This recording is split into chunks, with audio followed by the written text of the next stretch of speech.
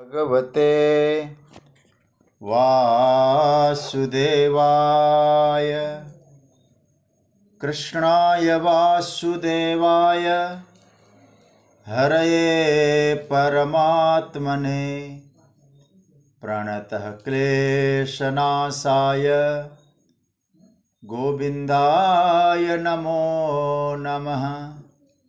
नमः परमहंसास्वादितचरणकमलचिन्मकरन्दाय भक्तजनमानसनिवासाय श्रीरामचन्द्राय वागीशायस्य वदने लक्ष्मीर्यस्य च वक्ष्यसि यस्यास्ते हृदये संवित्तं नृसिंहमहं भजे। गुरुर्ब्रह्मा गुरुर्विष्णुर्गुरुर्देवो महेश्वरः गुरुस्साक्षात् परब्रह्म तस्मै श्री गुरवे नमः। भगवत चरण कमलानुरागी सभी आत्मीय प्रिय प्रभु प्रेमीजन, हमारे स्वाध्याय परिवार के सभी आदरणीय महानुभाव, जिज्ञासु स्नेहीजन, गाजियाबाद से मेरे पितृतुल्य पूज्य पांडे जी, विज्ञान के माध्यम से इस स्वाध्याय चिंतन की यात्रा में जुड़े हुए सभी लोगों को, सभी जिज्ञासुओं को मैं प्रणाम करता हूँ। वंदन, अभिनंदन, जय सिया राम, राधे राधे। प्रभु की मंगलमय कृपा से हम लोग श्रीमद् भगवद गीता के इस 13वें अध्याय, जिसका नामकरण किया गया है क्षेत्र क्षेत्रज्ञ विभाग योग, उस पर हम लोग चिंतन कर रहे हैं। हम लोगों ने देखा कि क्षेत्र का मतलब होता है शरीर और क्षेत्रज्ञ का अर्थ होता है आत्मा अथवा भगवान। और भगवान ने ये कहा क्षेत्र को भी जानना है और क्षेत्रज्ञ को भी जानना है। क्षेत्र क्षेत्रज्ञ योर ज्ञानम यत्तज ज्ञानम मतम मम, इन दोनों को जानना बहुत जरूरी है। केवल हमने क्षेत्र को जान लिया और क्षेत्रज्ञ के ज्ञान से यदि वंचित है तो हमने कुछ भी नहीं जाना, ये सूत्र दिया है। और भगवान ने उसके बाद तीसरे श्लोक में प्रतिज्ञा की कि मैं क्या क्या बताने जा रहा हूँ। कल हम लोगों ने इस विषय पे चिंतन किया। भगवान ने कहा क्षेत्र के विषय में 4 बातें मैं बताने जा रहा हूँ और क्षेत्रज्ञ के विषय में 2 बातें बताने जा रहा हूँ। क्षेत्रज्ञ का स्वरूप क्या है और क्षेत्रज्ञ का प्रभाव क्या है, ये भगवान ने तीसरे श्लोक में प्रतिज्ञा की। अब चौथा जो श्लोक है, भगवान जो वक्तव्य दे रहे हैं, भगवान अपनी वाणी से जो कह रहे हैं, भगवान उसकी प्रामाणिकता को भगवान सिद्ध कर रहे हैं। क्योंकि हम जो बोल रहे हैं कहीं वो वेद विरुद्ध न हो, अनुभव विरुद्ध न हो, शास्त्र विरुद्ध न हो, ऋषि परंपरा के विरुद्ध नहीं होना चाहिए।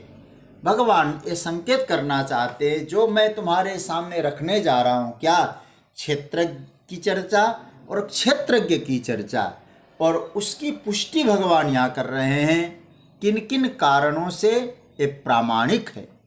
और ये चौथा श्लोक, ऋषिभिर बहुधा गीतम छंदोभिर्विविधै पृथक ब्रह्मसूत्र पदैश्चैव हेतु मदभिर विनिश्चितैहि। कल हम लोगों ने इसका अर्थ देखा था।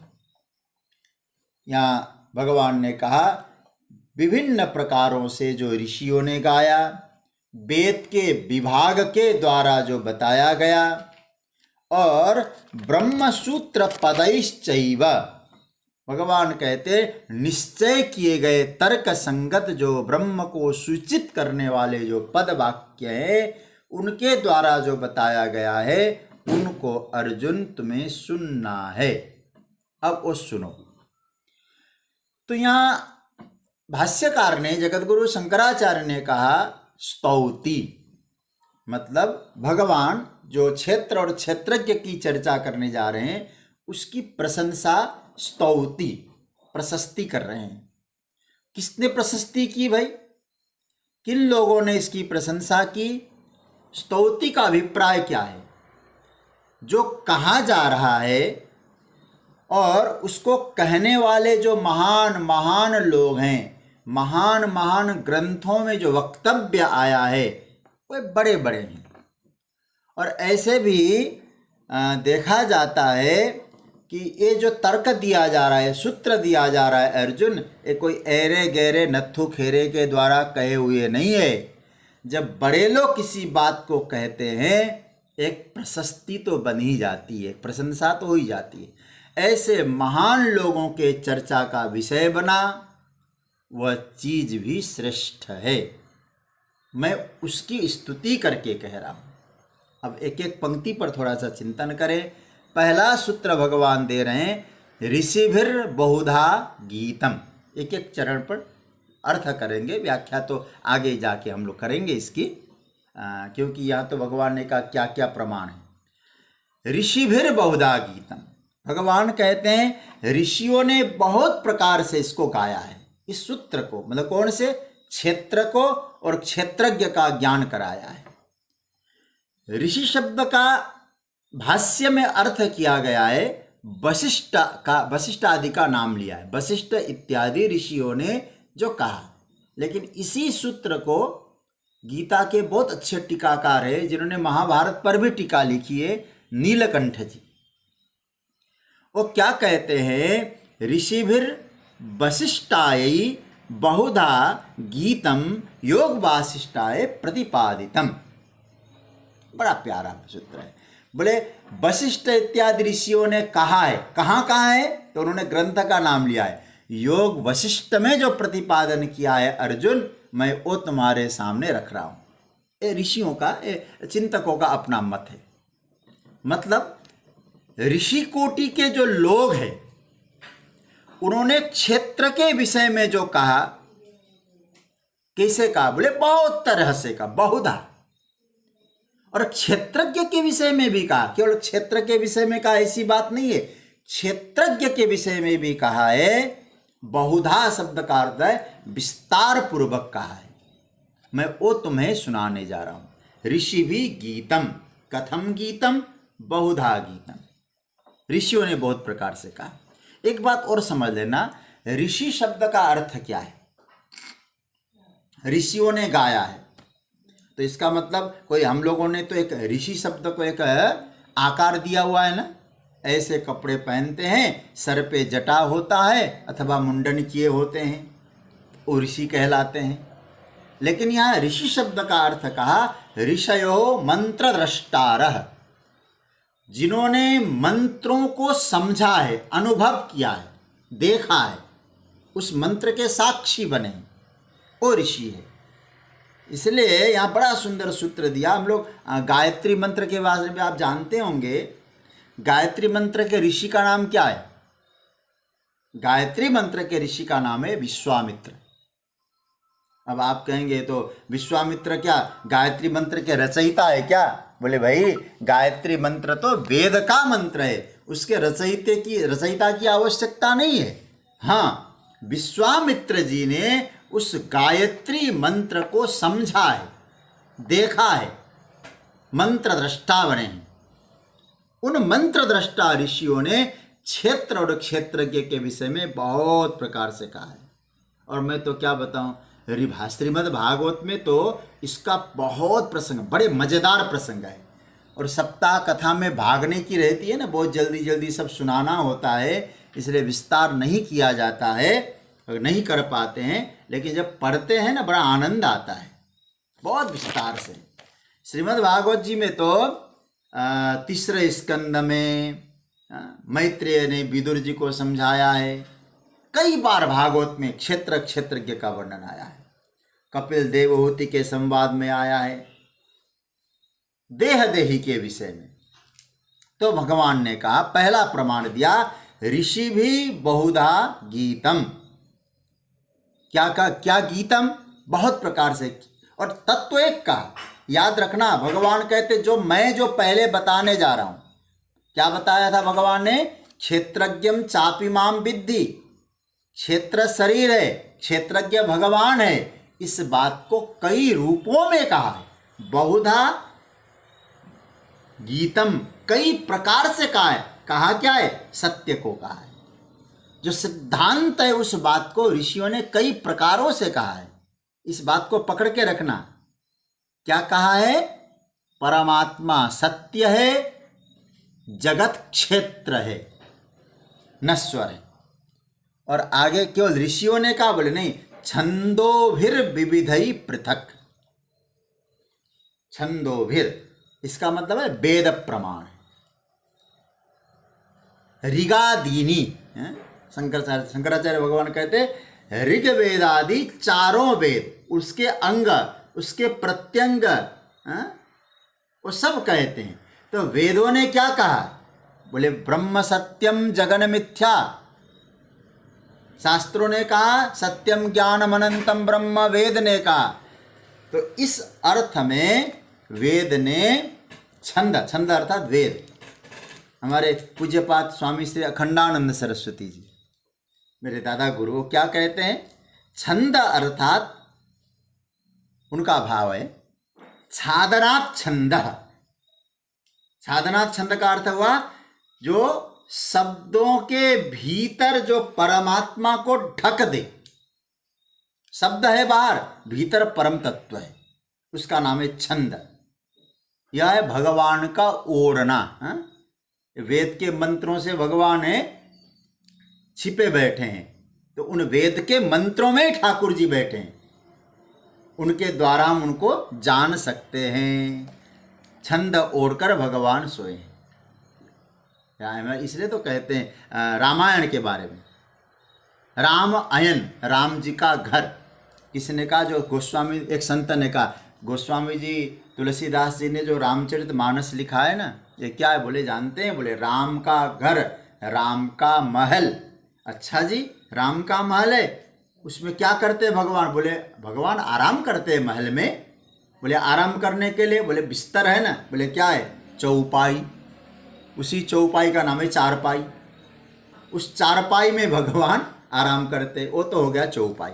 अच्छा महाराज, तो प्रभु के सोने के लिए, उसके बाद दोहों में भगवान ने क्या कहा? बोले पीने के लिए दोहन, जो गाय का दोहन होता है ना, दूध, वो भगवान को पीने के लिए दोहा हुआ। तो सोरठा में सीताराम जी सोते हैं, छंद ओढ़ते हैं, दूध पीते हैं, तो रामचरितमानस ठाकुर जी का घर हो गया। ये अर्थ हमारे पूज्य महाराज श्री ने दिया है। तो भगवान ने कहा कि छंदोभिर विविधई पृथक, वेदों ने विभाग पूर्वक क्षेत्र के विषय में कहा, क्षेत्रज्ञ के विषय में कहा, ये वेद प्रमाण है। और आगे भगवान क्या कहते हैं? तो ऋषि प्रमाण का मतलब है ऋषियों की अनुभूति। वेद प्रमाण है तो इसका मतलब शास्त्र विरुद्ध नहीं है, वेद विरुद्ध नहीं है, उनकी अनुभूति, कहीं वेद विरुद्ध न समझ लेना। और आगे कहते हैं ब्रह्म सूत्र पद इश्चैव हेतुमद्भिर विनिश्चित। अच्छा, इस श्लोक में क्रिया क्या है? बड़ा मजेदार भाव है। बहुधा गीतम ही क्रिया है।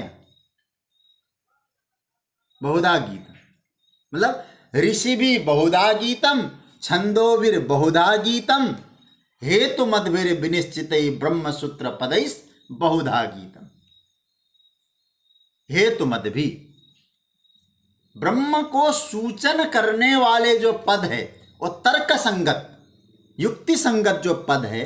हेतुमद भी शब्द का अर्थ है तर्क, युक्ति, तर्क प्रमाण। लेकिन याद रखना, पहले वेद बताया, उसके बाद हेतुमद भी तर्क। तो हमारा जो तर्क है, हमारी जो युक्ति है, कहीं वेद के प्रतिकूल तो नहीं है, वेद विरुद्ध तो नहीं है।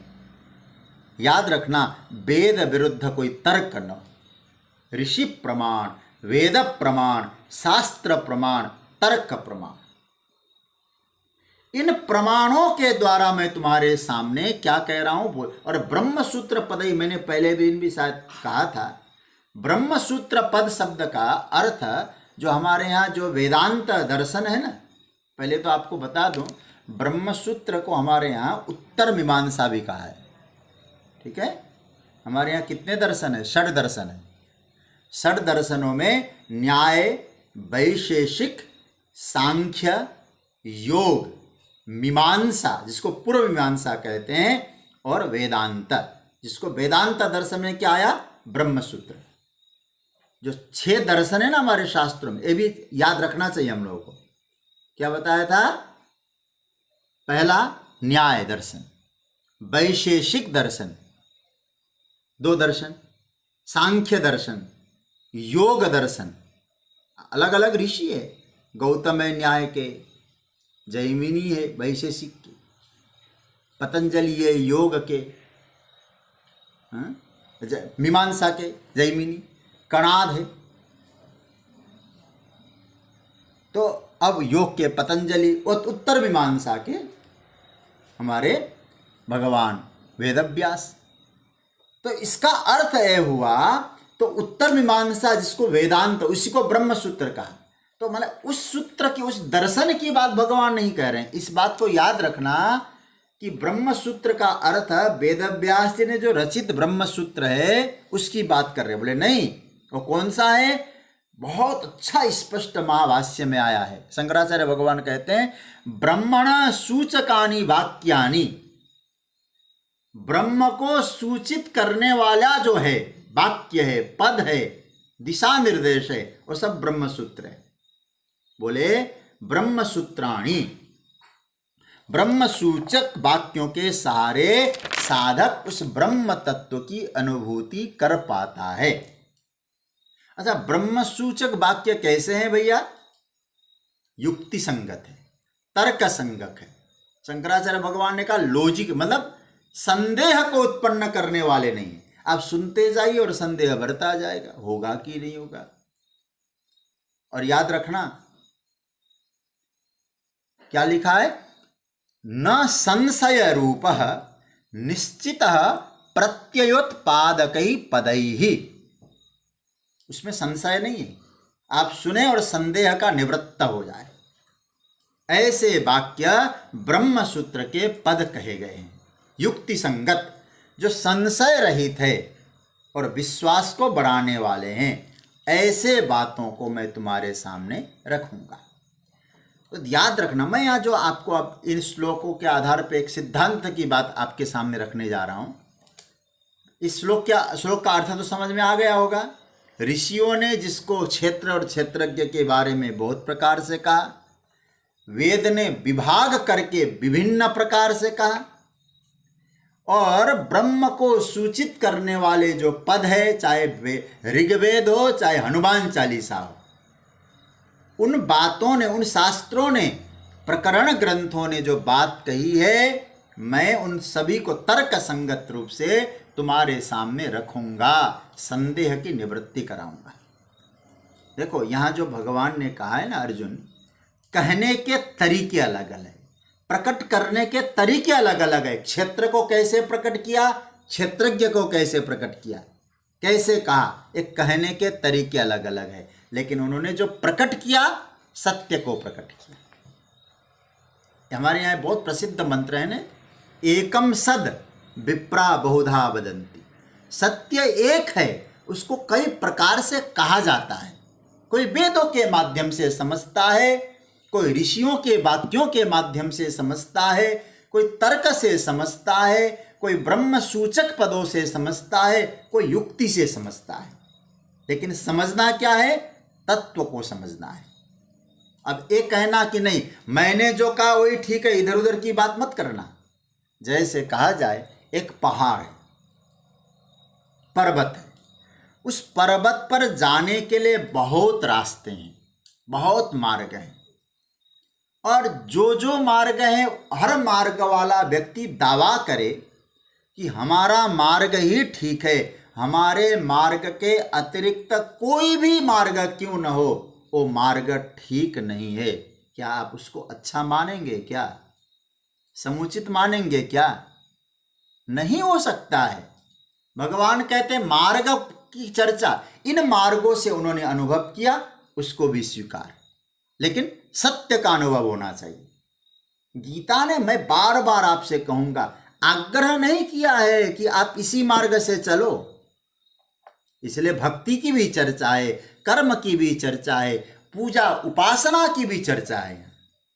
भगवान ने यही तो कहा कि भाई कोई वेदों से समझता है, उनके द्वारा भी समझाऊंगा, कोई ऋषियों के वाक्यों से समझाए, मैं उनके द्वारा भी समझाऊंगा। फिर मैं आपसे कहूं, एक मार्ग के आग्रही मत बनिए, ऐसा ही होना चाहिए, ये भगवान नहीं कहना चाहते। एक बड़ा प्यारा श्लोक याद आ रहा है, बहुत प्यारा श्लोक। आप लोग, कई लोग होंगे जो शिव महिम्न स्तोत्र का पाठ करते होंगे। गंधर्वराज पुष्पदंत जी शिव महिम्न स्तोत्र में ऐसा सुंदर श्लोक बोलते हैं, त्रयी सांख्यम योग पशुपति मतम वैष्णवमिति प्रभिन्ने प्रस्थाने परमिदमद पथ्यमिति च। देखो भगवान पुष्पदंत जी क्या कहते हैं, कोई सांख्य का मार्ग अपनाता है, त्रयी कोई वेद का मार्ग अपनाता है, कोई योग का मार्ग अपनाता है, और कोई पाशुपत धर्म को अपनाता है, कोई वैष्णव बनता है, कोई गाणपत बनता है। और क्या कहते हैं, पथ्य, लक्ष्य एक है, पथ्य एक है, पहुंचना वही है। कैसे, क्यों भाई अलग अलग रास्ता क्यों बनाया आपने? तो कहते हैं रुचिणाम वैचित्र्यात्। भैया सबकी रुचि एक जैसी नहीं है ना, अलग अलग रुचि लेके बैठे हैं। जो जिस स्तर का, जैसी रुचि जिसकी हो, उसी रुचि के अनुसार मार्ग तय हो गए। कैसे, एक उदाहरण दिया है, नृणामेको गम्यस् त्वमसि पयसामर्णव इव। नदियां टेढ़ी मेढ़ी, सीधी नदियां तो नहीं होती ना, नदियां इधर भी टेढ़ी, इधर घूम घाम के पहुंचती कहाँ है, सागर की ओर। तो ये नदियां क्या है, मार्ग है, मार्ग, लेकिन लक्ष्य कहाँ है, ध्यान देना, लक्ष्य है सागर। तो ऋषियों ने जो बात कही, वेदों ने जो बात कही, ब्रह्मसूत्र ने जो बात कही, और तर्कों के द्वारा जो बात निकल के आती है, ये सब रास्ते हैं अर्जुन। पहुंचना कहाँ है, माम विद्धि, मुझे जानना है, प्रभु को जानना है, अपने स्वरूप का बोध करना है। लक्ष्य तो सागर ही है, और हमारा परमात्मा आनंद सिंधु है। तो रास्ता कोई अपनाइए, आप किसी का विरोध मत करिएगा, लेकिन अपने रास्ते से चलिए जिसमें आपकी रुचि हो, जो आपको अच्छा लगता हो। लेकिन याद रखना, सत्य की उपलब्धि होनी चाहिए। और भगवान ने एक बात और महत्वपूर्ण बात कही, ये नहीं कहा है कि इस भाषा के द्वारा, किसी भी भाषा में हो, लेकिन भाषा तो अभिव्यक्ति का साधन है। आप, कई लोग हमसे पूछते, हमको संस्कृत नहीं आता तो क्या, कैसे पाठ करें? बोले भाई भगवान तो दिल में रहता है ना, दिल में रहने वाला दिल की भाषा जानता है। तो जिस जैसा आप भीतर से बोलते हैं वो जान जाता है। तो भाव महत्व है, भाषा तो अभिव्यक्ति का एक साधन होता है ना। इसलिए यह नहीं कहा कि भगवान ने इस भाषा में कहा गया वो मैं कहूँगा, किसी भी भाषा में। ब्रह्म सूत्र याद रखना, ब्रह्म को सूचन करने वाले होने चाहिए, चाहे अंग्रेजी हो, चाहे मराठी हो, चाहे उर्दू हो, चाहे फारसी हो। मतलब मुख्य क्या है, लक्ष्य ब्रह्म सूचक होना चाहिए। इसलिए भगवान कहते हैं, मैं उन ऋषियों की बात कर रहा हूं। कौन से ऋषि? जो पर्वत पर चढ़ चुके हैं, जिस मार्ग के द्वारा पर्वत पर चढ़ चुके ऋषि, उन ऋषियों ने अनुभव के आधार पर बताया, हम इस रास्ते से पर्वत पे चले हैं, उस रास्ते से चलो, वेदों के रास्ते से चलो। सभी वेद शास्त्र एक ही तत्व की बात करते हैं। और याद रखना, यदि वेद के विरुद्ध, तत्व के विरुद्ध भगवान भी कह देंगे हमको, तो हम भगवान की बात नहीं मानेंगे। आपको थोड़ी बुरी लग सकती है बात, लेकिन पकड़ना, भगवान क्या कहना चाहते हैं। मैं ये नहीं कह रहा कि मैंने कहा इसलिए सत्य है, इन्होंने कहा है इसलिए सत्य नहीं, सत्य कहा गया इसलिए सत्य है। मैं एक बात और कह दूं, एक पकड़ के रखना, गीता श्री कृष्ण की वाणी है इसलिए सत्य है, मैं कभी नहीं कहूंगा। हो सकता है आपको बुरा लगे, कई लोगों को लगता है कि आप क्या बोल रहे हैं। गीता श्री कृष्ण की वाणी है, यह सत्य नहीं है। गीता में सत्य कहा गया है इसलिए सत्य है। यदि श्री कृष्ण भी वेद विरुद्ध बातें कर रहे हैं तो हम कहेंगे हे कन्हैया, तुम्हें तो भगवान के रूप में हम मानेंगे, तुम्हारी बात नहीं मानेंगे हम। और मैं केवल एक बार मैंने कहा था, मुझे याद है, केवल मैं संकेत में कह दूं, हमारे यहाँ एक अवतार ऐसा भी है प्रभु का, अवतार के रूप में हमने उनको स्वीकार किया है। आप भगवान हैं, 24 अवतार में, 10 अवतार में उनको स्वीकार किया है, लेकिन हमने उनके सिद्धांत को स्वीकार नहीं किया है सनातन धर्म में, बल्कि खंडन भी हुआ उनके सिद्धांत का। तो क्या कहना है? कहना यह है, हम जिस बात को पकड़ने जा रहे हैं, जिस सिद्धांत की चर्चा करने जा रहे हैं, जो लक्ष्य है हमारा, वो लक्ष्य वेद विरुद्ध नहीं होना चाहिए, क्योंकि उनका मत यदि वेद विरुद्ध है, यज्ञ विरुद्ध है, हम उसको स्वीकार करने को तैयार नहीं। तो भगवान यहाँ कहते हैं कि हे अर्जुन, मैं तुम्हारे सामने जो बात किसके बारे में कहने जा रहा हूँ, क्षेत्र के बारे में और क्षेत्रज्ञ के बारे में कहने जा रहा हूँ, उसके कई प्रामाणिक रूप से मैं तुम्हारे सामने कहूँगा। ऋषियों ने कहा है इसलिए सत्य है, मैं नहीं कहूँगा। ऋषियों ने कहा है और सत्य कहा है, इसलिए उस बात को मैं कोट कर रहा हूँ। वेद ने जो कहा उस बात को कर रहा हूँ, और तर्क के द्वारा जो बात निकल के आएगी उस बात को भी मैं कहूँगा, लेकिन वो तर्क कैसा हो, संदेह को जन्म देने वाला न हो, विश्वास को जन्म देने वाला हो। जो इन सूत्रों को मैं समेट लूँगा और समेट कर तुम्हारे सामने रखूँगा।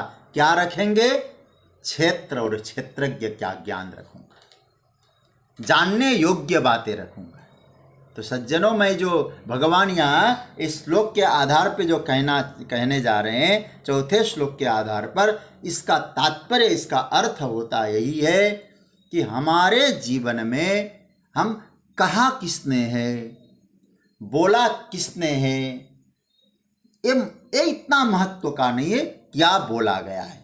ऋषियों ने सत्य बोला है, वेदों ने सत्य कहा है, ब्रह्म सूत्र ने सही बात कही है, ब्रह्म सूचक ने। इसलिए उन बातों के आधार पर क्षेत्र और क्षेत्रज्ञ दोनों की परिभाषा तुम्हारे सामने मैं रखने जा रहा हूँ। लेकिन याद रखना अर्जुन, ये मार्ग है। ये क्या है? ये मार्ग है। इन्होंने बताया है, बस उन शब्दों को पकड़ के मत रहना। ये भी मैं आपसे निवेदन करूंगा, उन शब्दों को पकड़ के मत रहना। शब्दों के द्वारा शब्दातीत तत्व को पकड़ना है, शब्दों के माध्यम से परमात्मा को पकड़ना है। ऋषियों ने जो शब्द कहा उन्हीं को नहीं पकड़ना, शब्दों के माध्यम से भगवान। जैसे कहा जाए कि तुम वहां जाना है, इशारा किया, उन्होंने जो कहा है वो ठीक है, लेकिन उन्होंने क्या कहा? वहां पहुंचना है। तो लक्ष्य क्या है, इसको पकड़ना। इसलिए मैं एक निवेदन आपसे करूंगा, शब्दार्थ की अपेक्षा लक्ष्यार्थ को पकड़ो। लक्ष्य क्या है? तो इसलिए यहां भगवान कहते हैं, ऋषिभिर बहुधा गीतम छंदोभिर विविधै पृथक ब्रह्म सूत्र पदैश्चैव हेतु मद्भिर विनिश्चितै। अब उसके बाद फिर भगवान यहाँ छठे श्लोक से, यहाँ तो भगवान ने कहा कि मैं इनकी बातों को लेकर तुम्हारे सामने बात रखता हूँ। फिर भगवान ने यहाँ बताया कि मैं उसके बारे में जो बताने जा रहा हूँ छठे श्लोक से बताएंगे। वो आपको मैंने कल लिखाया था। छठे श्लोक में भगवान ने क्या बताया है? माँ भूतान्यहंकारो बुद्धिरव्यक्तमेव च इंद्रियाणि दशैकं च पंचचेन्द्रिय गोचरा इच्छा देश द्वेष सम। छठा श्लोक। इस तरह से भगवान ने छठे श्लोक में फिर भगवान ने विकारों की चर्चा की है। अलग अलग विषय में महाभूतानि अहंकार क्या है, यत च यादृक् च यद विकारी च यतश्च। जो 5वें श्लोक में भगवान ने उस क्षेत्र का वर्णन किया है, वो क्षेत्र कैसा है, महाभूतान्य जो है वो क्षेत्र है, इसका वर्णन है 5वें श्लोक में। महाभूतान्य अहंकारो बुद्धिरव्यक्तमेव च। तो हम लोग क्षेत्र के बारे में 4 बातें आई थी ना, यच्च यादृक् यद विकारी यतश्च। तो हम लोग परसों जब आएंगे तो हम लोग इस 5वें श्लोक में किसकी चर्चा करेंगे, यच्च। यच्च मतलब जो क्षेत्र जो है उसके बारे में, क्षेत्र जो है उसके बारे में चर्चा है 5वें श्लोक में। और छठे श्लोक में उस क्षेत्र में विकार कौन कौन से हैं उसकी चर्चा है। तो एक एक सूत्र पे भगवान चर्चा करेंगे, उसकी जो चर्चा होगी अब हम लोग परसों सोमवार को क्षेत्र और क्षेत्रज्ञ के विषय में चर्चा को प्रारंभ करेंगे। भगवान ने यहाँ तक पहले बता दूं, पहले श्लोक में प्रभु ने यहाँ 13वें अध्याय के प्रथम श्लोक में क्षेत्र और क्षेत्रज्ञ की परिभाषा दी। उसके बाद दूसरे श्लोक में मैं क्षेत्रज्ञ हूँ, क्षेत्रज्ञ के रूप में मैं हूँ, क्षेत्र और क्षेत्रज्ञ का ज्ञान तुमको करना है। फिर तीसरे श्लोक में क्षेत्र के भगवान ने 4 रूप बताए और क्षेत्रज्ञ के 2 रूप बताए। और फिर भगवान ने कहा क्षेत्र और क्षेत्रज्ञ के बारे में कुछ प्रमाणों के साथ मैं तुम्हारे सामने बात रखूंगा, लेकिन वो प्रमाण ऋषियों के द्वारा, वेदों के द्वारा, ब्रह्म सूचक पदों के द्वारा कहा गया है। उन प्रमाणों के आधार पे मैं तुम्हारे सामने बात रखूंगा। अब इसके बाद फिर भगवान वर्णन करने जाएंगे क्षेत्र और क्षेत्रज्ञ के विषय में, उनकी चर्चा हम लोग परसों करेंगे। आज मुझे आप लोगों के लिए एक प्रश्न भी देना है, आप लोग चिंतन करेंगे, मनन करेंगे उस प्रश्न का। और आज काफ़ी दिनों के बाद हम लोग पूज्य पांडे जी का पावन वचन लाभ प्राप्त करेंगे। आप लोग बहुत धैर्य से सुने, बहुत लाभ मिलता है, शास्त्रीय आधार पे हमको बहुत चिंतन का अवसर प्राप्त होता है। मैं पूज्य पांडे जी के से प्रार्थना करूंगा कि आप अपना वक्तव्य से हम सबको कृतार्थ करें। पूज्य पांडे जी।